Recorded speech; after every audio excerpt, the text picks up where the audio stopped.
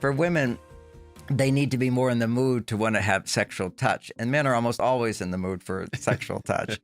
For example, like one day, it must have been like 4 or 5 women on that day. I don't know why that day it came up, but it was a woman said, the only time my husband touches me is he wants sex. And literally inside of my brain, I'm thinking, what's wrong with that? I don't say that. I say, tell me more. Okay. That's a therapy thing. But, and then that night I went up and I was giving my wife a hug in the kitchen. I just came up to give her a hug because all these women were talking about hugs. So I thought I'll go give her a hug. And then she stopped. She kind of froze and she says, John, the only time you touch me is when you want sex. So it was a very funny thing. So I had to look into, okay, what's the problem here?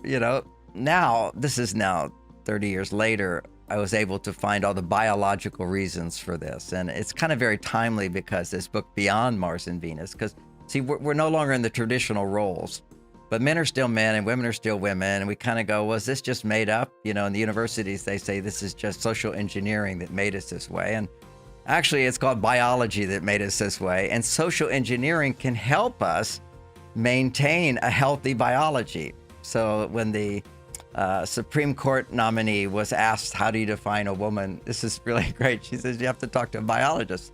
Well, here's a book, Beyond Mars and Venus, where I talk about the biological differences of men and women. And ironically, they are all there to explain on a biological level the simple examples that I give in Men Are From Mars that at that time, so many people related to. I mean, huge, 50,000, 80,000 people a week for almost 7 years were buying that book. That's a lot of people who are in relationships relating to it. Kind of like when you heard me, you're relating to it and you can easily apply it because it's just insights that you're not really aware of if you don't understand how men and women are different. But even then, a small percent of women, and now a lot of women will say when they read Men Are From Mars, they'll say, I feel like I'm from Mars and my husband's from Venus. And that is due to a biological change which is happening. Because when women are more independent and they're making money, they're making more male hormones and they tend to make less female hormones. And whenever her male hormones are dominant over her female hormones, she will have higher stress levels, and that's measurable.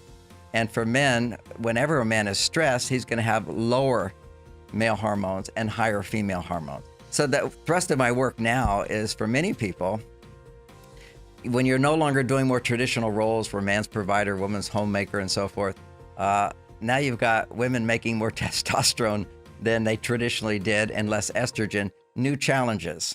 And so the second book here is all about helping men understand their wives when they're stressed and how can I help bring her back to her female side? How can I produce more female hormones in her? And vice versa, what women can do is to communicate in new ways to a man which bump up his testosterone.